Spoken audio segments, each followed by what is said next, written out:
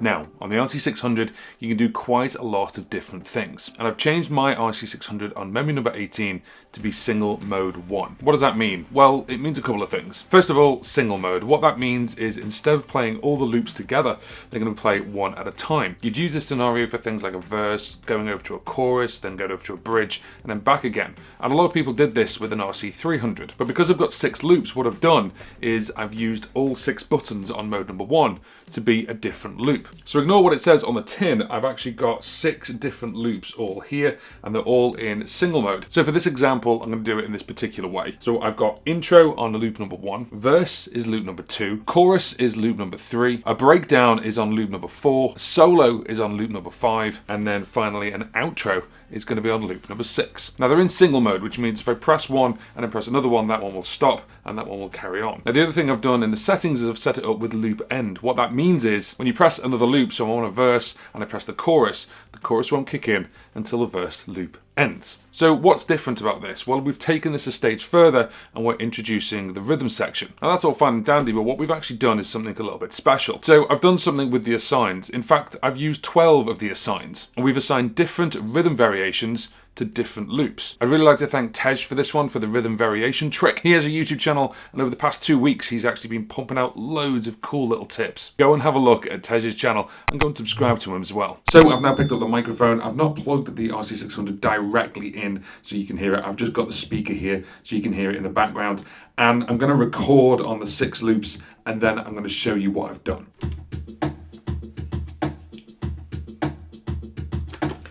This is the intro. This is the intro. This is the intro. This is the intro.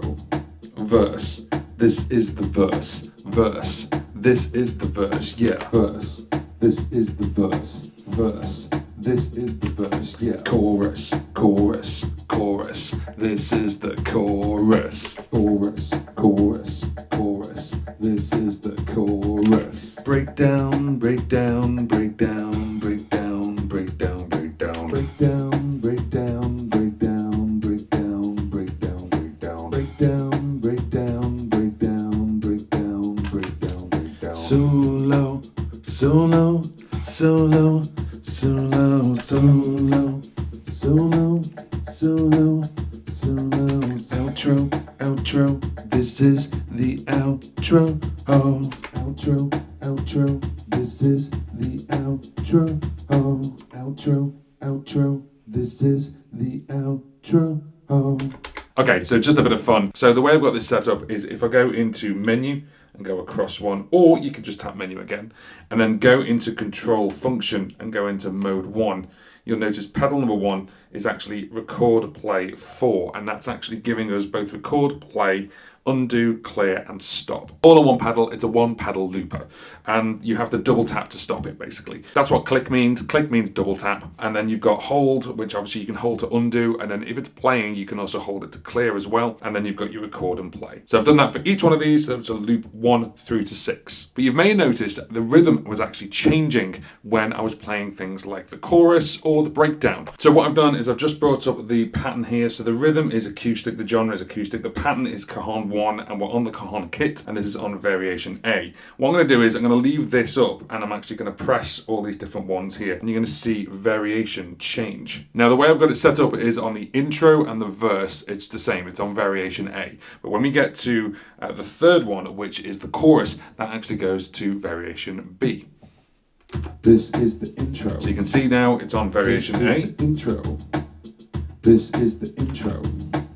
This is the intro. Verse. This is the verse. And that's verse. Still on variation A. Verse. Yeah. Verse. This is the verse. And when we change over, have a look. This is the verse. Yeah. Chorus. Chorus. It's now on variation B. You can hear that little chorus. Chorus. Chorus. Chorus. Let's go to variation C. Chorus. Breakdown. Breakdown. Breakdown. Breakdown. Hear a little breakdown. Breakdown. Breakdown. Breakdown. Breakdown. Breakdown. Variation D. Solo, solo, solo, solo, solo. And then the outro goes back to variation A. Outro, outro, this is the outro.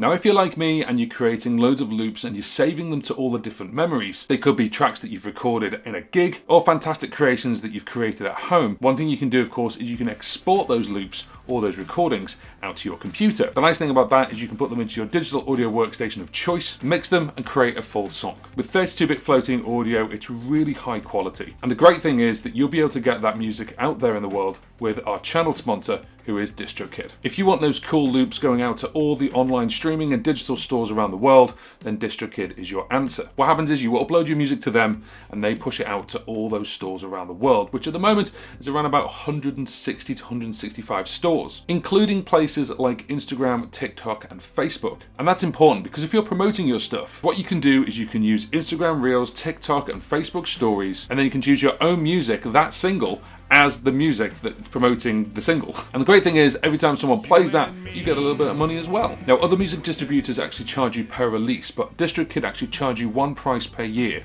which is $19.99. And with the link that's on the screen now, you can actually get 7% off your first annual membership with DistroKid. You can, of course, choose to pay more for some amazing add-ons, things like leaving a legacy for when you're no longer here. It's something that we don't want to think about, but it's good that it's there. Even if you've made a cover, they can actually help you do that and get you the right license. And if you want to take it a stage further, maybe you're doing your solo stuff with looping, but then you're also in a band, then you might want Musicians Plus. Or you're actually arranging lots of different things with lots of different bands. There's even a label tier as well. Click the link that's at the bottom of the screen. It's obviously in the description box below as well. And that will save you 7% off your first annual membership with them. And thank you very much to DistroKid for sponsoring the channel. So first of all, let me show you how we go into single mode. All you need to do is go into loop, and then you'll see which track you're on. We can go back to track 1, give it a click, and then you're going to go across the page 2. So 1, 2, and you'll see here play mode. Now I've got it as single. You would have it normally as multi, so just change that over to single. You can, if you want to,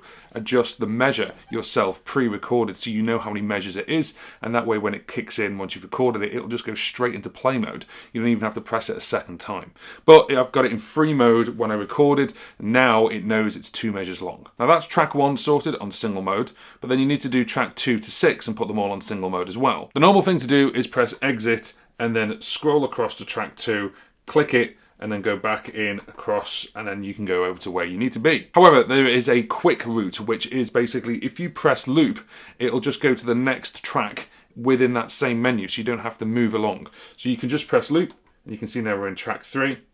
Press loop again, we're in track 4, track 5, and track 6, and we don't have to move around the menu. You can just change it on that page, so you stay on the same page but basically on a different loop. It's really handy. So now all 6 of them are in single mode, which means that if I press one and press another one, the other one will stop. Now of course with the RC-600 you can have a mixture of single mode and multi-mode, so you could have tracks 1, 2, 3 in multi-mode, which could be rhythm tracks that you build it yourself, and then tracks 4, 5, and 6 could be verse, chorus, and bridge. It depends on what you need, and it is really flexible. The next part is to show you how we actually use the assigns to change the rhythm variation. So what we're going to do is on the intro, which is track 1, we're going to tell it to be on variation A. So to do this, we're going to use an assign. So go into menu, go across one, and then you can see assigns are right here. Give it a click. So I've used 6 assigns. So assign number 1 is on track 1. I've just like to keep it nice and simple. So assign 1 for track 1. Make sure it's switched on. And then the source is track 1 play stop. So what it means is that every time you press the play or stop button, which in this instance it's a 1 pedal looper, which means it's going to be the same button every time, then what we're going to do is we're going to toggle. So make sure the source mode is on toggle, and then we go across one, and then we're going to choose the target as rhythm variation. And when you scroll this along, you'll notice very quickly there's absolutely loads here that you can actually target. But one of the things you can do is if you hold the button down and scroll, you can actually get through things really, really quickly. So when you get to rhythm variation, you'll see then it says a target minimum and a target maximum.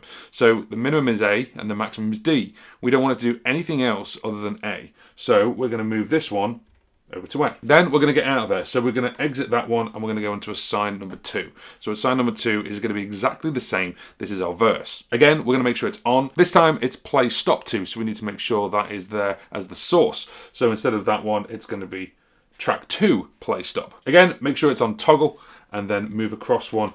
And this time, again, we're going to be the rhythm variation, A and A. Now we come to our chorus, and this is where we're going to start changing things. So we're going to have another assign here, and then when we click assign, it's going to go over to on track 3, toggle, and then this time we're going to be variation B. Now what this means is when you press this, it will go over to variation B. And then you carry on doing this for assigns 4, 5 and 6 to be tracks 4, 5 and 6, and you can have whatever variation you like. A nice another alternative you can do if you want to is you can actually change the kit. Right now the target is rhythm variation, but what you can actually do is you can go one across and you can say rhythm kit. So maybe for your chorus you want to have a completely different kit. This is really cool if maybe you're on the cajon for the verse, but you want a full-blown studio kit for the chorus. Just be aware that when you do this, it's going to change the kit and it'll stay on that kit, so you would need another assign to bring it back again. This is where it can get quite complicated, but also if you plan it out right,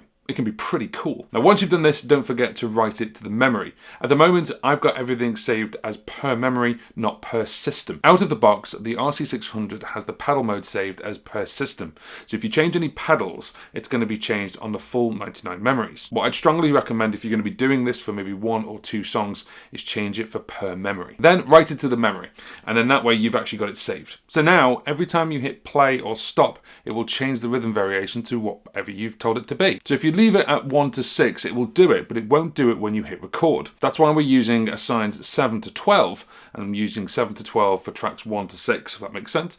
And we're going to use them in exactly the same way, but this time the source isn't going to be play stop, it's going to be record overdub. This means that when you hit record, it's actually going to kick in. Now you may have noticed when I did the example, it didn't kick in straight away because it gives itself a bar to kind of move over from one variation to another. So just be aware of that when you are performing. But imagine 7 is track 1, 8 is track 2, 9 is track 3, 10 is track 4, 11 is track 5, and finally 12 is track 6.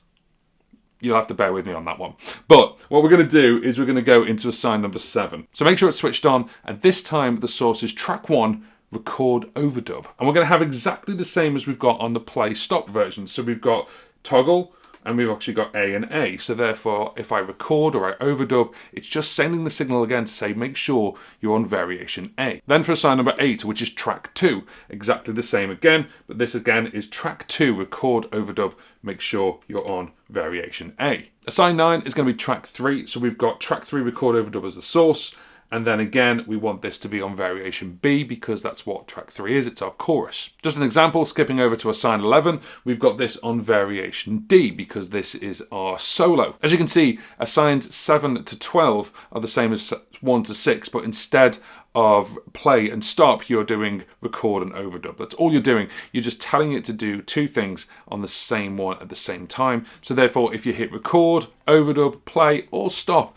you're telling it which variation it should be on. So again, once you've gone out of there, then make sure that you write that to the memory. So that's it. You've now got 6 loops, all in single mode, all on mode number 1, which also means mode number 2 can be completely changed to be whatever you want it to be. Now on mode number 1, I've actually still got these the way they're set. So I've got this as track select, undo, redo, and start and stop all. Now start and stop all, when you're in single mode, will start and stop the last track that you're on, or the track you've got selected, which at the moment right now, I'm on track number 6. However, if we go over to mode number 2, and technically this is still set as 4, 5 and 6, loops 4, 5 and 6, which of course you can always control anyway.